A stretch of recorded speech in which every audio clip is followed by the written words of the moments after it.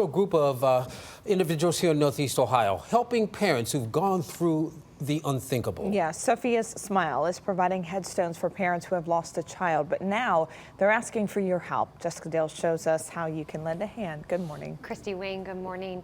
Yes, this nonprofit organization has been around for 5 years, and the main goal is to help ease the worries for those who are living through a nightmare. But Sophia's Smile can only succeed with donations from people like you. We'll be going to prom soon. Yeah, next year. Beautiful memories. That's what keeps this family so strong. Thinking about Colby. He liked to go outside and play basketball with me, and he was just helpful when I was going through bullying.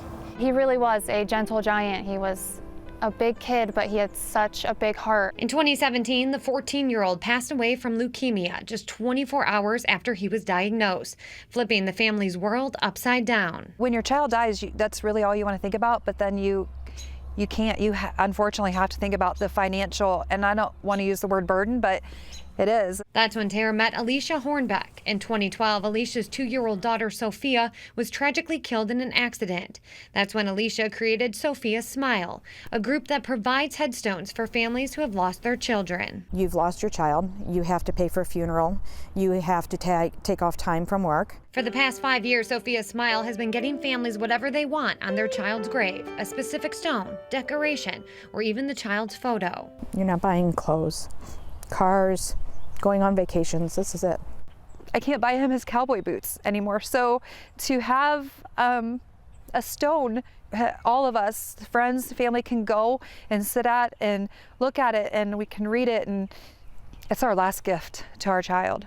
Sophia's Smile even helped a family who lost their little girl 46 years ago. She always brought a different light to the family. In 1970, 12-year-old Eileen Sue's family couldn't provide her with a headstone. But last year, a family member reached out to Alicia. It makes me so happy to know her name, Eileen. Eileen is here. You know, she's not forgotten. So where does the money come from for all of these tombstones? Well, Sophia's Smile is a non-for-profit organization. So all the money raised is from donations and an annual walk. I knew, being that all the boys were runners and I was a runner, that I wanted to do something. I had to just keep her memory alive. Every year, families who have gone through the unthinkable come together for the 5K run and 1-mile walk.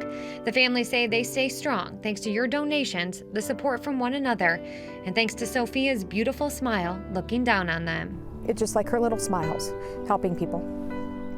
For every headstone that we do, it's just a smile from Sophia. So how this works, the Monument Place sends the family's invoice to Sophia's Smile. Then Sophia's Smile sends the check directly to the place that makes the headstone.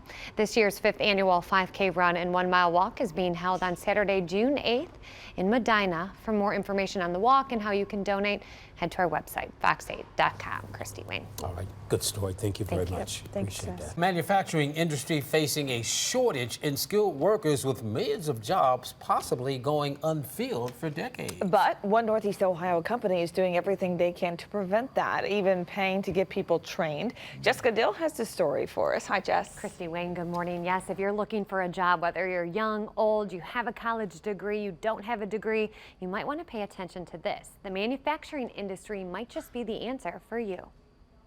Made in America. That's something we all love to see. But is the manufacturing industry becoming too successful for its own good? Since 2010, manufacturing has come back very strong.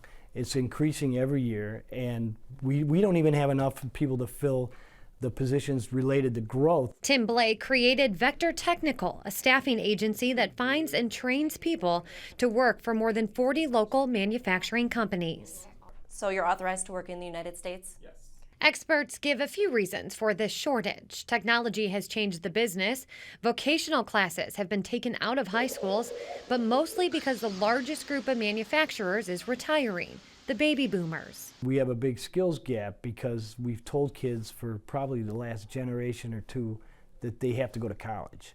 So what's happened is we have all these great manufacturing positions, skilled trades, that we don't have the right people to replace the people who are retiring. That's why Vector Technical is giving you those skills. They will train you and prepare you for the job for free, no matter who you are. We actually work with everybody, men, women, people in school. So we do some contract work as well. And most recently, high school graduates. Okay, so what are you most excited for? You know, I'm most excited to meet new people, learn more about technical things, computers, learn more skills, you know. Meet Amina Abdul Bar. This 18-year-old from Twinsburg just graduated on Sunday. And Friday, she starts her first day as an entry-level machine operator for one of the largest packaging industries in Northeast Ohio. That's how fast she was able to land a job. At first, it was my backup plan, but then I looked more into it. And I'm like, oh, this could be like a plan, like a real actual plan. So is she intimidated? A little bit, because I'm going to be, you know, with the big dogs, the boys and all that stuff. But, you know, I'm going to show them some girl power and, you know, show them what women can really do. The need for manufacturing candidates is so dire that Vector Technical will even pay for the candidates to take online courses, self-pacing courses at that will give them the skills needed. So we partnered with Penn Foster, which is an online school, which helps candidates that we place get certified in various things like machine operating, blueprint reading, tow motor operation, and more. So the good news is the jobs, they're here. Now the goal is to get them to stay here. American worker is still the best, and there's no doubt about it. And you know, when you see an American product, you know it's quality made. Well, the company opened in Lake County 26 years ago, but noticed the extreme need for manufacturing employees. So Tim then opened another office in Solon last year. To find out how you can get the help to find a job, head to our website, fox8.com. Wayne, Christy. Even paying for their education. Absolutely, they Not a need bad them deal. so badly. Yeah, Not a bad deal. Because the goal is to get a good job. absolutely. And however you can get it, that's a good thing. They were saying even if you went to college, graduated, you maybe have loans that you need to pay off. That's okay. They'll help you get the skills for manufacturing. That's good stuff. Wonderful. Thank you, Jessica. A Columbia Station family crediting a doctor at the Cleveland Clinic for saving their daughter's life. Surgeons across the state declined to operate on this 12-year-old because of the risky location of her brain tumor. All except one special doctor. Jessica Dale is here with the little girl's miracle story. My goodness. I know, good news. She's doing okay. Yes, she looks great. Oh, she does, and she sounds great. She looks great. She says she's feeling great. This little girl really is a walking miracle. Rebecca Sorensen is only 12 years old, but what she went through the past few months is something harder than most will go through in a lifetime. She had 2 brain surgeries in 3 months. Rebecca Sorensen is your typical fun-loving 12-year-old, but last October, something started to change. She had these times where she was thirsty and she felt dizzy, and sometimes her legs gave out, and other times like where her arm was shaking. They just happened random times, and it would be because of the tumor. They didn't know what was happening. Doctors found a mass on her brain. She ended up having full brain surgery, but they could only remove a small part of tissue because the tumor was deep in the folds, surrounded by the main artery that supplied her motor functions. Doctors said it would be better to use medication instead of trying to remove it, so they did. But Rebecca went months still having seizure after seizure. Then in late January, she had a seizure so big that for a short time, she lost all of her memories. My husband steps in and says, I've had it. I've had enough of this. We're done. We need a plan. We're not doing medication. Rebecca's family went all over the state looking for someone to do this surgery. Everyone declined because of the risk. Everyone declined except one doctor here at the Cleveland Clinic, Dr. Bingaman. The most terrifying part for me is not the risk of the weakness and all the blood vessels and the actual surgery part, but what the diagnosis will be. Dr. William Bingaman is the vice chairman of the Neurological Institute at the Cleveland Clinic. He tells us insular tumors are very uncommon, especially ones that get surgery. If we damage the wrong blood vessel, she could end up with a stroke and have significant difficulty moving the left side of her body. But Dr. Bingaman very confidently took that risk. The surgery, it was successful. It has been a few weeks now, and Rebecca hasn't had one seizure. He saved my daughter's life. I will forever be grateful. The plan is for Rebecca to get back to her Columbia Station Middle School by the end of March, the school where her friends are and a school that has supported their family from the beginning. And Rebecca is sure to have a successful future, thanks in part to one man, Dr. Bingaman. I can't wait to watch her grow up and get to be everything that she dreamed to be. Rebecca's mother teaches at Columbia Middle School, which is Rebecca's school. She says she's so thankful for all the teachers who donated sick days so that she could be at the hospital with Rebecca. Unfortunately, Rebecca's father lost his job as a laborer because of the time he took off. The family has now set up a GoFundMe page to help with the medical bills, and they have a fundraiser planned in March. You can learn more about that on our website at fox8.com. There's some comments coming in on our Facebook page saying, Dr. Bingaman saved my family member's life too. So he Really? is just an incredibly talented man. Yes. We are lucky to have him here. Absolutely. Thank you, Jess. Appreciate it. Terrifying statistics have come out recently about the amount of children molested before they turn 18. And that's why one woman has made it her mission to make sure all kids learn right from wrong at a very young age. Jessica Dill is here with more on Project Stop. Good morning. Christy Wayne, good morning. About 1 in 4 girls and 1 in 6 boys has already been sexually abused. But according to the Department of Health and Human Services, only 12% of child abuse is even reported. That's why it's so important to make sure children know when something isn't right. All right, boys and girls, let me hear you say no. No! Great job. Students at Dover Elementary School are learning a very sensitive subject, child molestation.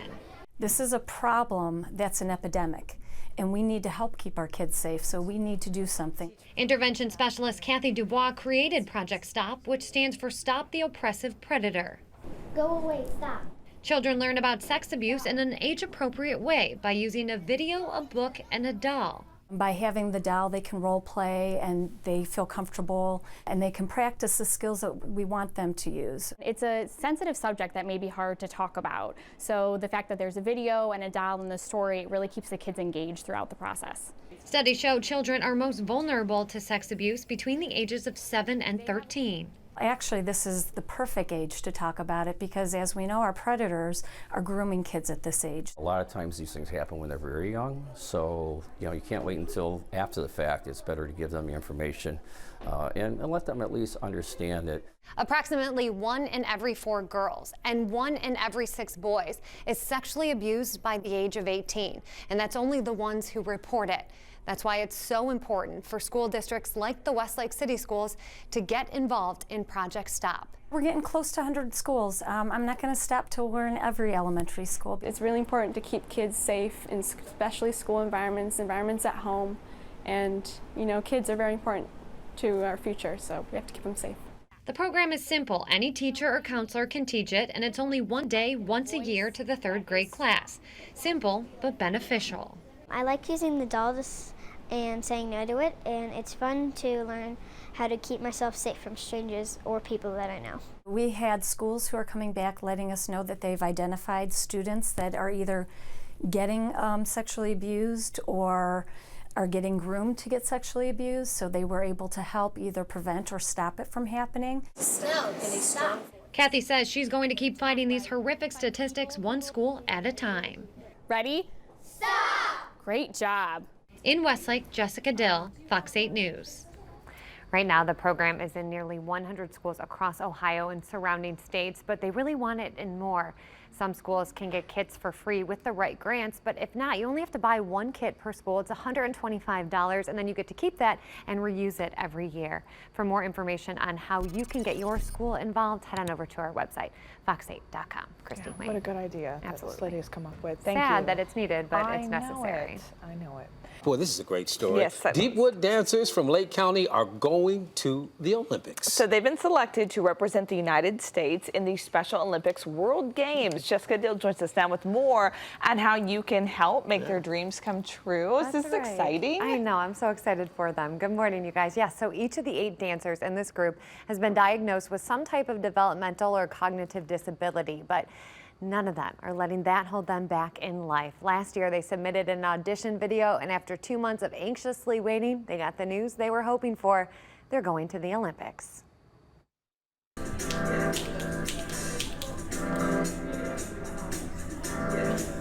I got this feeling inside my bones. And I got this feeling you are looking at the next group of gold medalists. The Deepwood dancers have been selected to represent the entire country at the 2019 Special Olympics World Games in Abu Dhabi. I love dancing since I was little, and it's because it makes you feel good. It's really hard to get into move and swing of things, but I just love being in the dance group.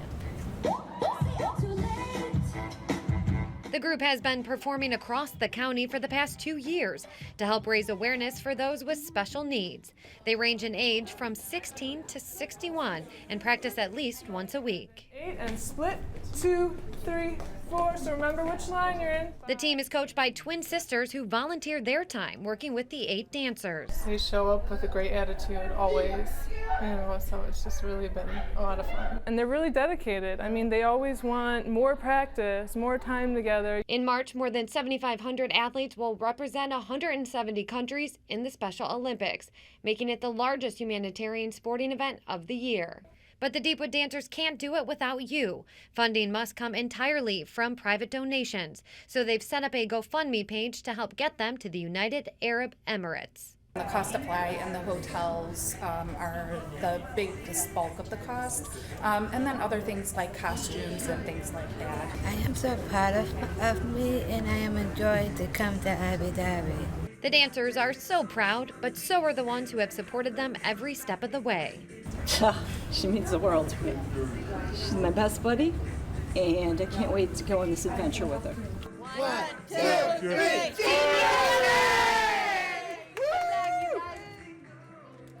This is the first time a Special Olympics World Games will be held in the Middle Eastern North Africa region since the movement's founding more than 50 years ago. If you want to help support the Deepwood Dancers, head on over to fox8.com for a link to their GoFundMe page. A group of Northern Ohio golfers are preparing for a trip to Arizona to compete in the PGA Junior League National Championship. Yeah, this is a big deal. So not only are they the first team in history to make it 5 years in a row, but they're also the first team to have 5 girls competing. Wow. Impressive. Yeah, Jessica Dale joins us more on what makes this team so unique. Little girl power. What a fun story. I know, I love this. Very cool kids here. This team as a whole, they're pretty special, but there are some incredibly talented kids who make this group even more exceptional, including one athlete who chose the clubs after a life-changing accident. We're going to do 5 minutes rotation. You see some of these drives and you can't help but think you're watching the pros. Well, you are, just junior ones. How's everybody hitting the ball in the range? Great. I was hitting some juicy stingers. Some juicy stingers. The Mallard Creek PGA Junior League is so good, they're headed to Arizona for the national championship, the first team to make it 5 consecutive years. The group, who practices at Mallard Creek Golf Course in Columbia Station, consists of 5 guys Girl power! and 5 girls. That's the most girls any team has ever had compete. There's a lot of people that say that out there, that it's only a guy's sport, but I mean, women have tournaments. There's an LPGA tour out there, and I'd strive to get on that. They're very competitive. They're very fun. Oh, there's a bug in my eye. All right, you're excellent. That was good. So if they're down, doesn't mean they're going to stay down long, because they're very energetic and fun, and you never know what's going to happen with them. Oh! You go, Bradley. Well, this group is clearly unique as a team, but it's the individual members who make it so special, including one athlete who's beaten all odds. 13-year-old Deegan B grew up an avid motocross rider, but when he was 7 years old, he had a terrible accident, was life-flighted to the hospital where he flatlined in the emergency room. Fortunately, doctors revived him, but told him he'd never be able to play contact sports again.